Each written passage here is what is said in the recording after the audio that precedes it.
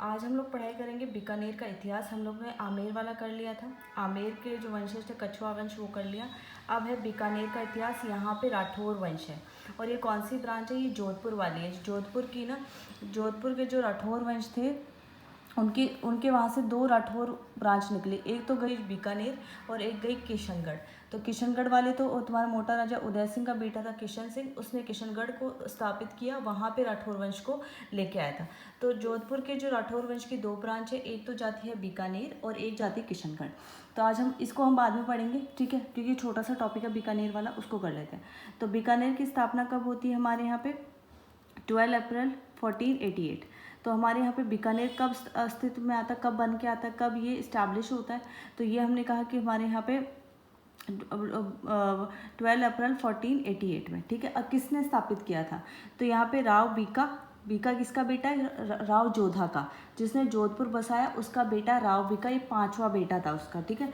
और एक नरा जाट, इसका दोस्त था नरा जाट, ठीक है। तो बीका और नरा जाट ने मिलकर बीकानेर बसाया, तभी तो इसका बीका प्लस नर है।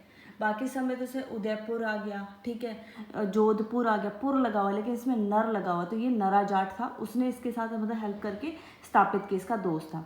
इसका पुराना नाम, या अगर हम बात करें कि बीकानेर का एंशियंट नेम क्या था, वो था हमारे दैट इज कॉल्ड जांगल प्रदेश, जांगल प्रदेश, ठीक है, और राती घाटी। बीकानेर जो है राती घाटी पे ही बना हुआ है, बीकानेर जो है राती घाटी के ऊपर ही बना हुआ है, ठीक है।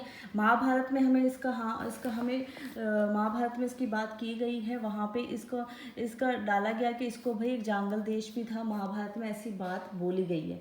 तो महाभारत में हमें इस पर लिखित प्रमाण मिल जाते हैं, कहाँ पे हमें एविडेंस मिलता है, रिटन एविडेंस महाभारत में मिल जाते हैं। इसकी कैपिटल क्या रही थी? अहि छत्रपुर, जो आज का जो प्रेजेंट नागौर है ना, वो है। तो यहाँ पे इसके पुराने अहि छत्रपुर, इसकी जांगल प्रदेश की राजधानी क्या थी? अहि छत्रपुर थी। तो जांगल प्रदेश की राजधानी क्या थी? अहि छत्रपुर, ठीक है। अब हम कहते हैं कि ये मारवाड़ राव जोधा का 5वां बेटा था, राव बीका, ठीक है। तो हुआ क्या था कि ऐसे इसका जो रावत कांधल है ना, रावत कांधल जो ये और राव बीका, ये दोनों चाचा भतीजा थे। तो ये बैठ के क्या था कि अपने दरबार में दोनों बात कर रहे थे, पीछे पीछे काफ़ी अच्छी बनती थी इन दोनों की। तो दोनों बैठ के पीछे पीछे बात कर रहे थे, तो राव जोधा ने देख लिया। तो जोधा ने कहा, तुम दोनों ऐसे डिस्कशन कर रहे हो कि तुमने कोई नया राज्य स्थापित किया है, तो तुम्हें उसके प्रशासन एडमिनिस्ट्रेटिव से जो रूल्स एंड रेगुलेशन डिसाइड करो, जैसे you have to establish a new area. तो इनको ये बात बुरी लग गई, तो यहाँ से ये दोनों चले गए, जाके कहाँ पे गए? देशनोक। देशनोक में कौन है? करणी माता। तो करणी माता इनकी बुआ जी लगती थी, ठीक है। तो करणी माता के पास गए, करणी माता ने फिर इनको आशीर्वाद दिया और बोला कि तेरा बीकानेर ना हमेशा जोधा के जोधपुर से सवाया रहेगा। और ये बात करणी माता ने बोली, और इन्होंने क्या किया? देशनोक पे पहले कब्जा किया, वहाँ पे अपने आप को राजा घोषित किया, और कोडम देसर बनती इसकी पहली राजधानी। तो कोडम देसर बनती है राव बीका की पहली राजधानी, कोडम देसर बनती है। कोडम देसर पहली राजधानी, यहाँ पे इसी राव बीका ने भैरू जी का मंदिर बनवाया था, ठीक है। भैरू जी का मंदिर किसने बनवाया था? तो तुम्हारे राव बीका ने बनवाया था। कोडम देसर इसकी पहली राजधानी थी। फिर जब इन्होंने बीकानेर को स्थापित कर लिया, तो फिर इसकी दूसरी राजधानी नहीं रही बीकानेर, और बीकानेर ही फिर लास्ट तक राजधानी रहती है। इनकी कुल देवी कौन सी थी? नागनेची माता, ठीक है। राठौर, जितने भी राठौर है ना हमारे, उनकी जो भी कुल देवी है वो नागनेची माता थी। इष्ट देवी वो तो हर किसी की बदलती रहती है।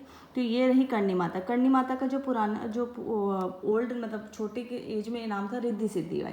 क्या था? रिद्धि सिद्धि बाई। पूछ लेते हैं कि जो करणी माता का बचपन का नाम क्या था, तो वो था भाई रिद्धि सिद्धि बाई, ठीक है। आगे हम चलते हैं, इसके कुछ राजाओं के बारे में पढ़ते हैं, बहुत छोटा सा है, कुछ ज़्यादा बड़ा नहीं है। नरा बीका के बाद में कौन राजा बनता? नरा। ये नरा जाट नहीं, ये इन्हीं का राव नरा था। फिर आता लूणकरण, ठीक है, ये राव बीका का बेटा था, ठीक है। और एक आ गया जैसी इसका बेटा था। ये ऐसे चलते हैं।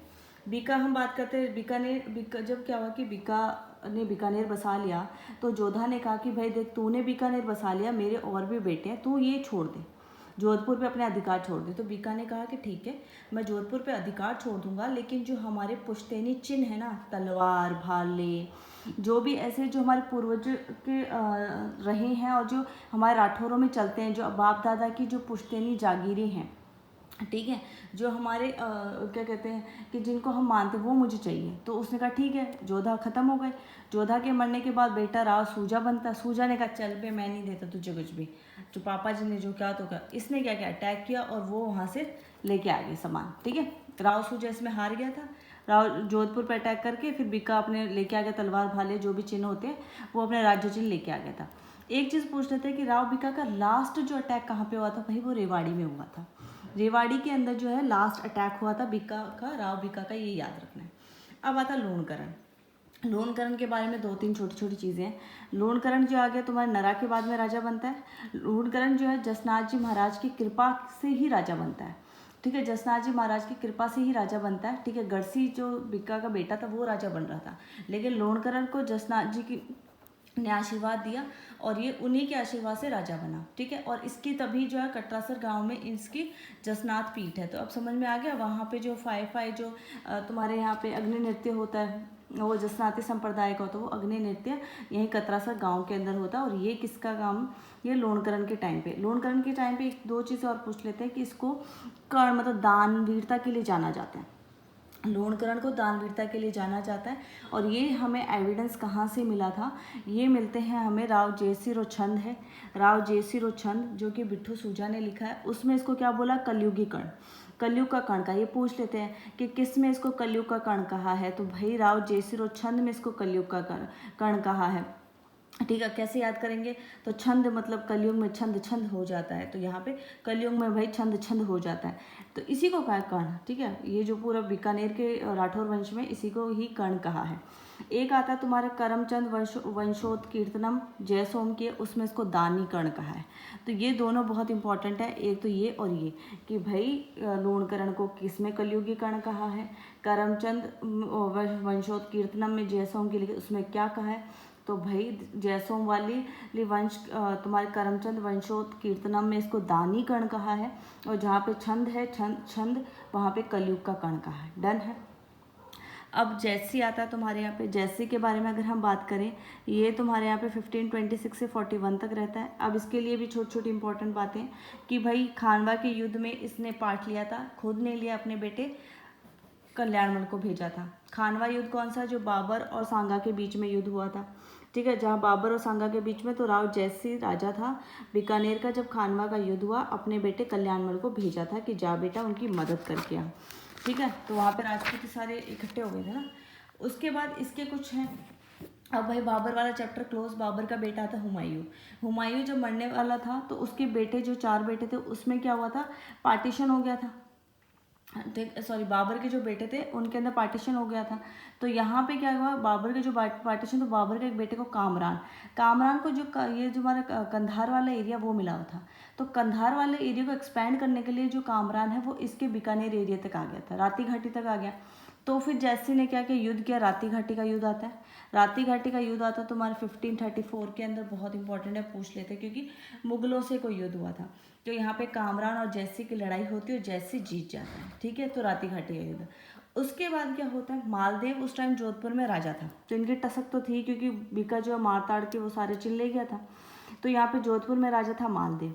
मालदेव के साथ इसकी लड़ाई होती है, उसको कहते हैं पाहेबा या साहेबा का युद्ध कह दो, पाहोबा का या सहोबा का युद्ध कह दो, पाहेबा साहेबा का युद्ध कह दो। ये होगा 1541 के अंदर।